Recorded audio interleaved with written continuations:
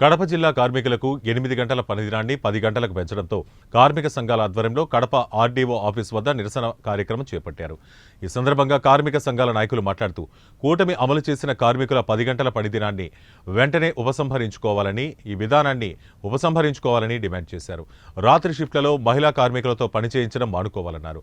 కనీస వేతనం 26,000 రూపాయలు అమలు చేసి లేబర్ కోడ్స్ను రద్దు చేయాలన్నారు.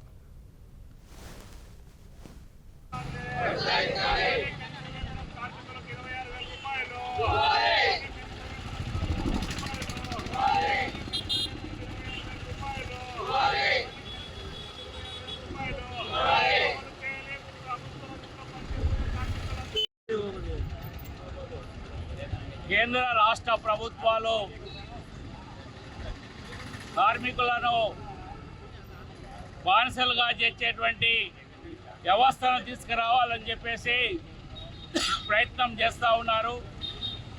ఈ ప్రయత్నానికి నిరసనగా రాష్ట్రంలో, కేంద్రంలో అధికారంలో ఉన్నటువంటి ప్రభుత్వాలు దురహంకారానికి నిరసనగా 10 గంటల పని విధానాన్ని అమలుపరచాలనేటువంటి విధానానికి వ్యతిరేకంగా 26,000 కనీస వేతనం అమలుపరచాలని, కాంట్రాక్టు అవుట్సోర్సింగ్ సిబ్బందికి ప్రభుత్వాలు ఇచ్చేటువంటి సంక్షేమ పథకాలు అమలుపరచాలని చెప్పేసి ఆశా, అంగన్వాడీ, మధ్యాహ్న భోజనం మొదలగు స్కీమ్ వర్కర్లందరికీ కూడా సంక్షేమ ఫలాలు అమలుపరచాలని చెప్పేసి, కార్మికులకు గొడ్డలు పెట్టి లాంటి 4 లేబర్ కోడ్స్ను రద్దు చేయాలని చెప్పేసి ఈరోజు రాష్ట్ర వ్యాప్తంగా ఈ రాష్ట్ర ప్రభుత్వ దురహంకారానికి నిరసనగా ధర్నా కార్యక్రమాన్ని రాష్ట్ర వ్యాప్తంగా ఏఐటీసీ, సిఐటియు నాయకత్వంలో నిర్వహిస్తూ ఉన్నాం.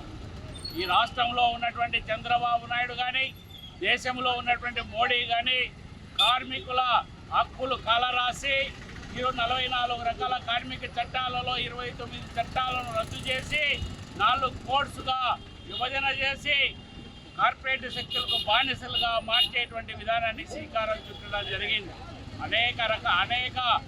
అనేక చట్టాల్లో మార్పులు తీసుకొచ్చారు. ఫ్యాక్టరీస్ యాక్ట్లో మార్పులు తీసుకొచ్చారు, పిఎఫ్ యాక్ట్లో మార్పులు తీసుకొచ్చారు, బోనస్ యాక్ట్లో మార్పులు తీసుకొచ్చారు. ఈరోజు లైసెన్స్ విధానంలో కూడా పూర్తిగా మార్పులు తీసుకొచ్చి